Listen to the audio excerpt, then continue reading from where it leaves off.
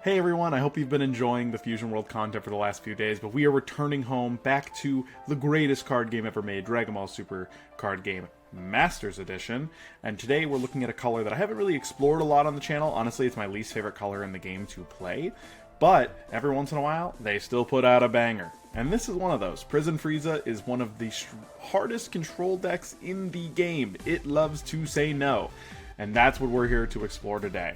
We're going to look at it. Prison has a dual meaning here. One, it puts itself in a prison, and two, it puts your opponent in a prison. You're going to say no a lot, but also he has this very restricting permanent.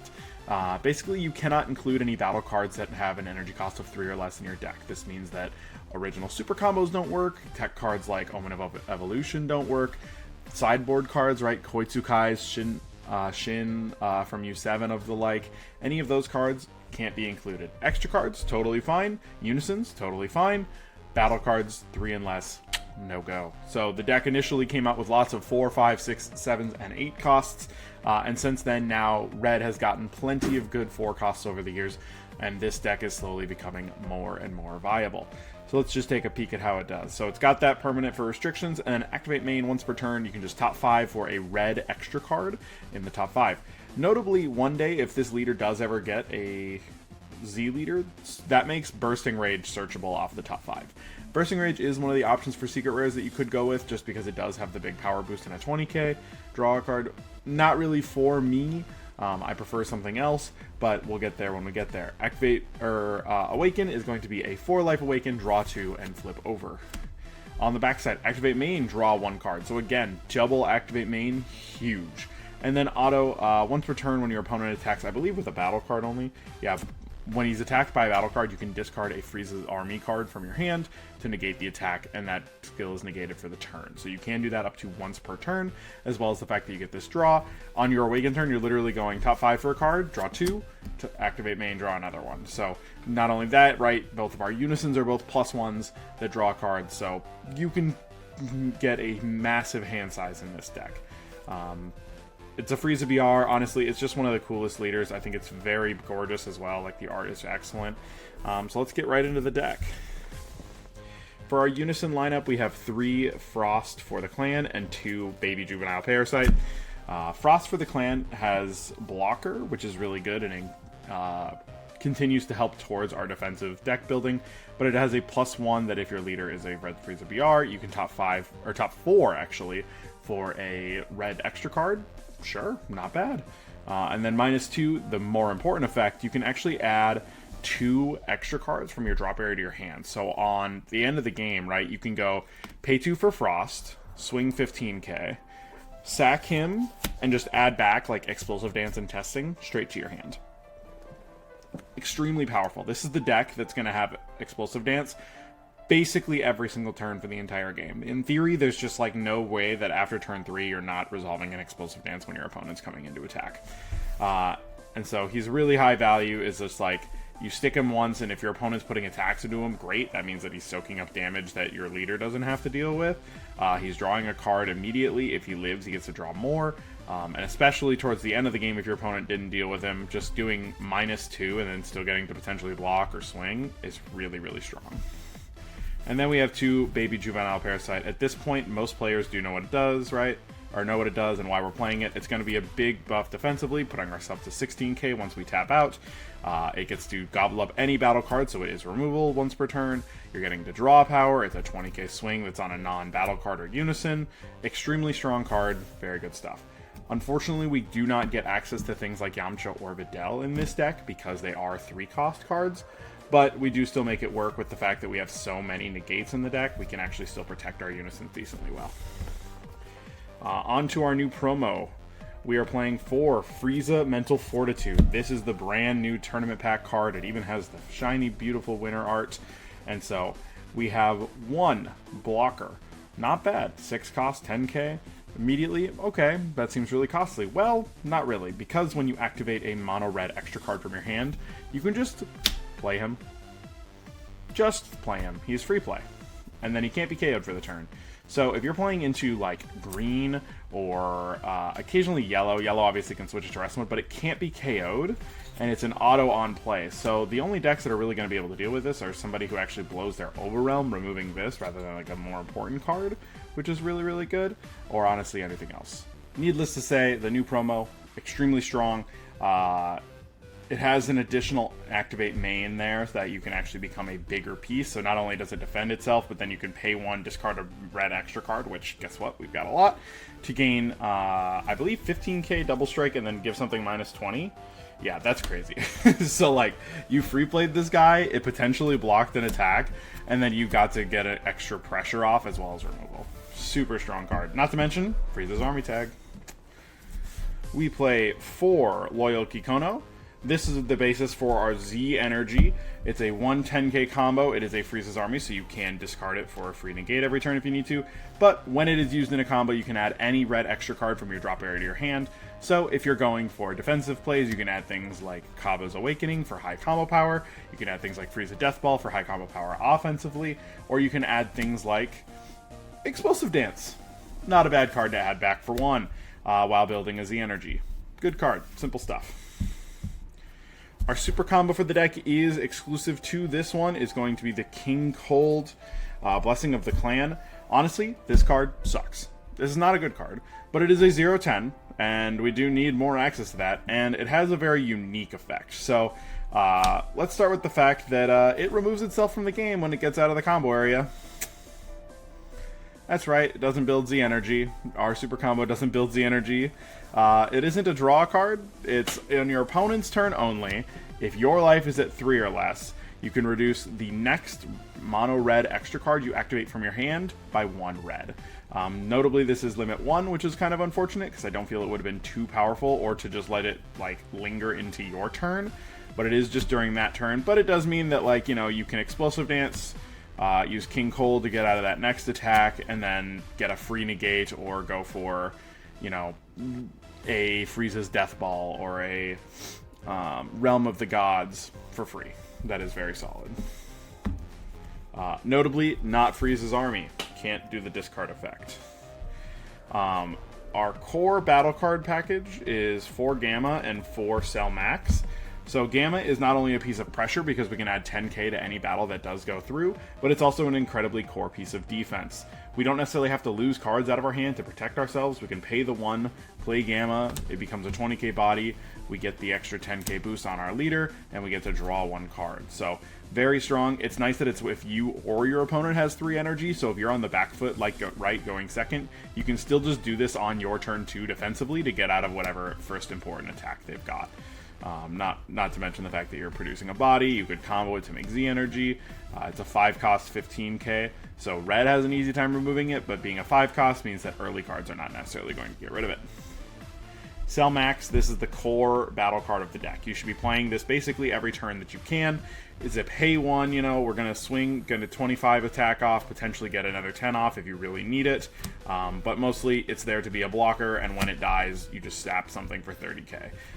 Being an 8 cost does mean that it gets around all of our leader restrictions. If you're playing into something like Hachiyak, it's really great that it's just, okay, well, boom, and now we're going to swing, and oh, look at that, we can swing again if we really want to, and then strike something off. So very, very strong card. Just costs 1 red all around. Basically everything in this deck is going to cost 1 red. We are playing 2 of the self-taught Truth Future Gohans. This card is good. I don't think it's insane. I did think it was like, oh, this is the new 4 for the deck. But realistically, just paying 2 on your turn is just a little costly. You know, Cell Max is a pretty similar amount of pressure. It's less pressure for sure, but it is similar.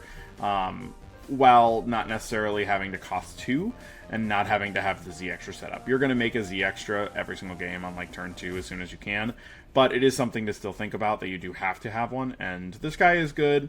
He'll come up at the end of the game, right? If you have like 7 energy, yeah, sure, you can spend 2 doing this, and then 2 more being offensive with something else, and then set up with like Topo or whatever. But good card, draws, just like a solid card in the mid game. You can just like play it, draw a card, and then swing 20, just right, producing a body if they don't have a ton of removal early game. We play 2 Gohan counterplays, the Defeating the Demon. Honestly, you're not going to build a ton of Z energy, but when you do near the end of the game, he's really valuable. You obviously get the 1 reduction from having the Z extra in board, and so he's just going to be a way that you can deal with stuff on play, as well as then obviously he's a blocker, he's a double strike, which we don't have a lot of keywords in this deck, so that's very useful. Just a good card all around. We are playing 4 Topo Righteous Aid because we are the ultimate stop sign. We want this card to resolve all 4 times. We want our opponent to pass when it happens. Unfortunately, he's not super weak to counterplays, but let me tell you about that little robot Koitsukai. That is a problem for this card.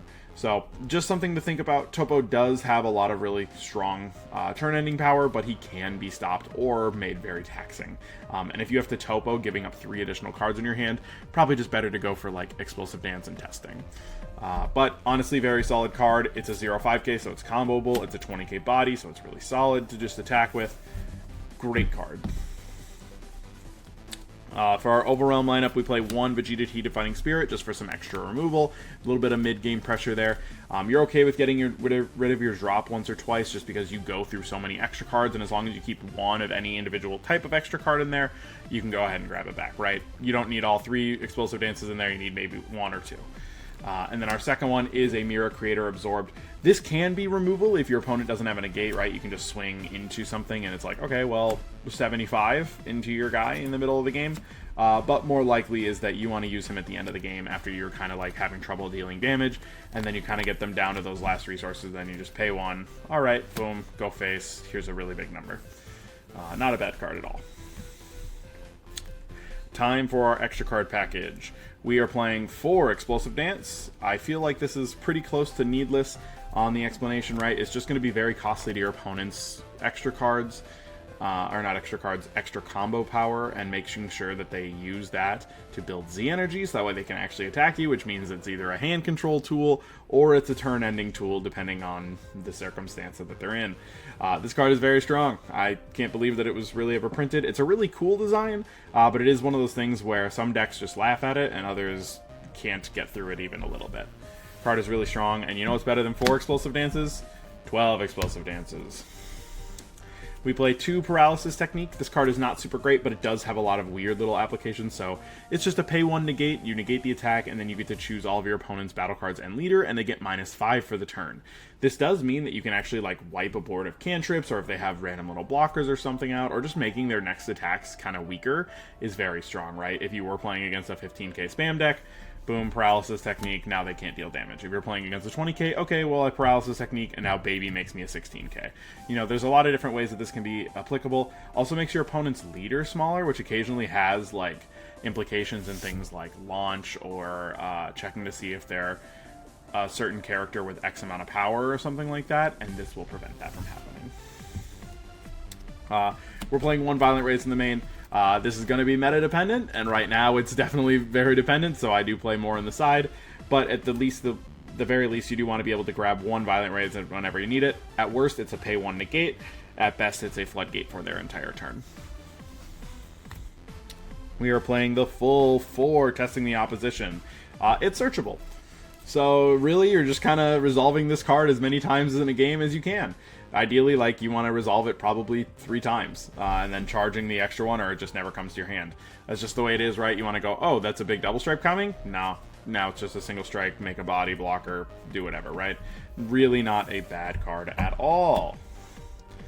We have Wolfang Fist at just 2 right now. It used to be a mandatory 4 of, but unfortunately there's just not a lot of cards that it would remove upon swing. You don't necessarily want to use it just as like a combo piece. You can, because it can make something really small, right?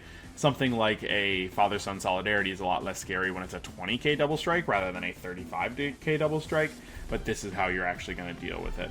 Card is super solid. I don't think there's really any issues with it. It's definitely a card that can come in and out of metas, right? If, like, the Monkey Goku were to become very good again, or something like Goku and Pikkon Dead Heat were to become good, this card is very strong against them. You can activate it for free if you have a Unison, so, you know, free negates.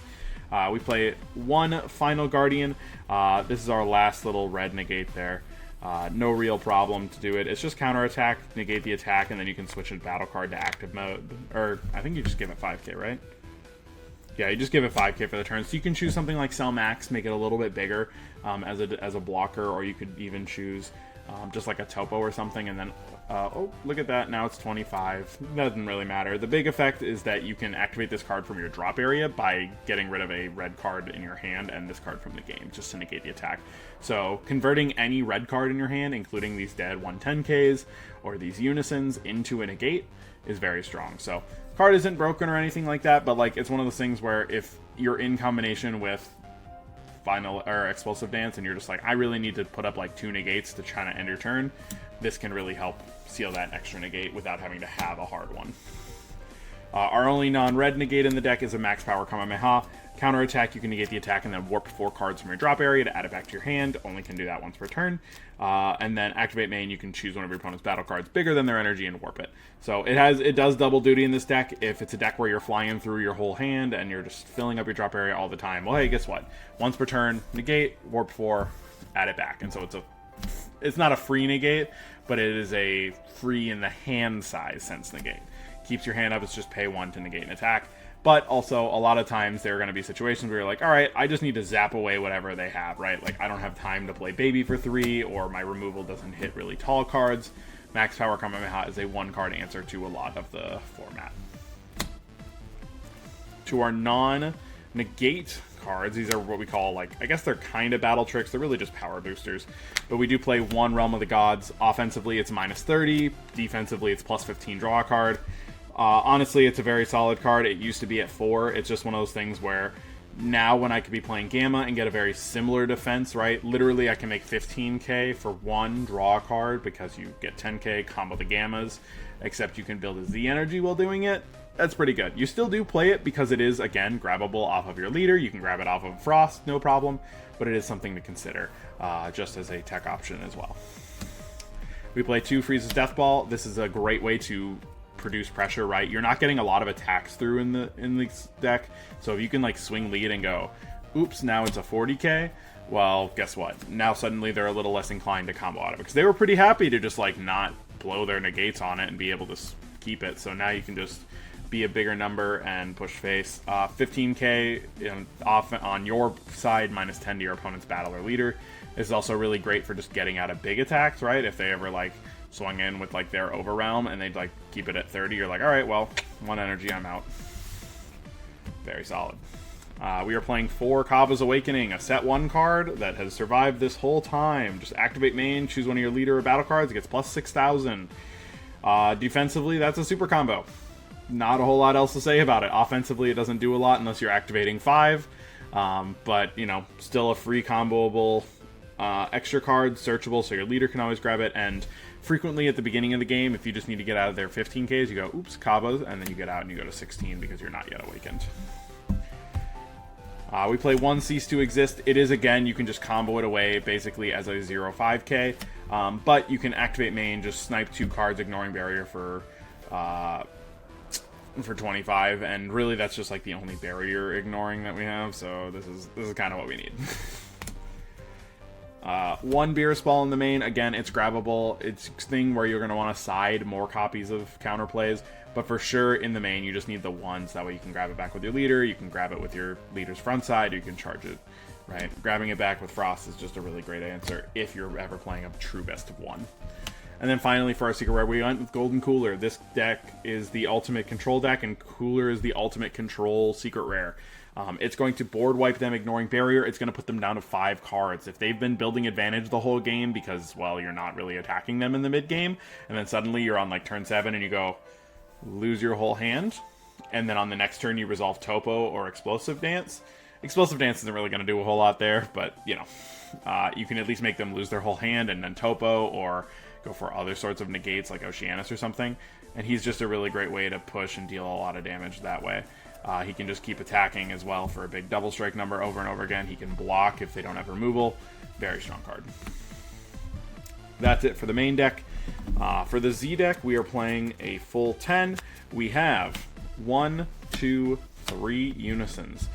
We are playing Accidental Wish just as a board control method. It's nothing crazy, right? 2 is actually a very expensive amount of Z energy in this deck.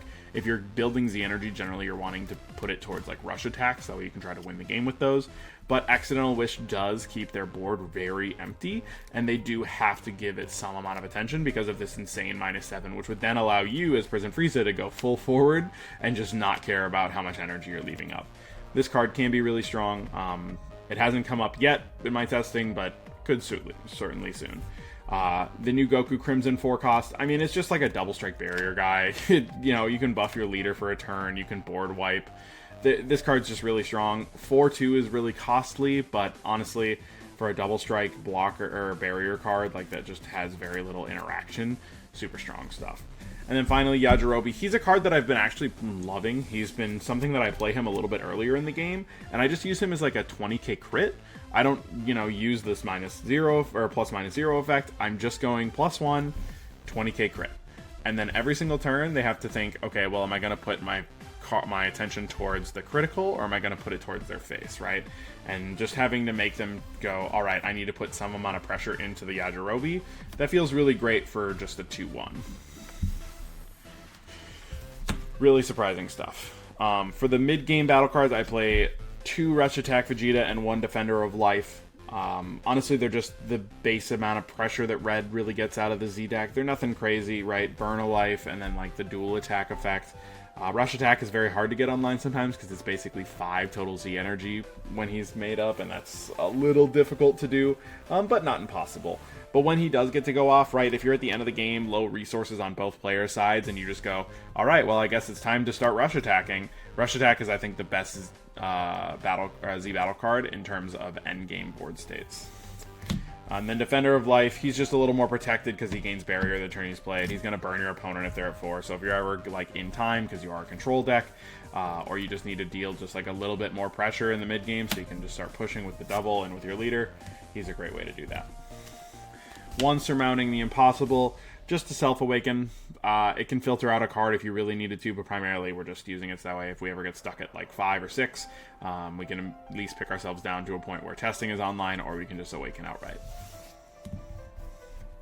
And then we are playing 3, ignore the fact that I don't own a third, of the 10 times Kamehameha Mighty Blast. Super powerful in terms of just striking for extra Z energy. You're very rarely going to get the 3 effect off, but I have done it before.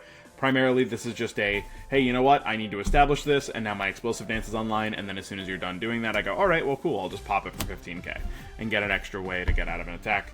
Very good card. I think that this card should be at 3 in any deck that can afford to have it at 3, because if you can just constantly go, oh, strike it for 15k, that's a very, very large amount of pressure anytime that you do manage to get through, or you can save yourself hand size in that sense. So this deck doesn't produce a lot of Z energy, so it doesn't need a super huge Z deck.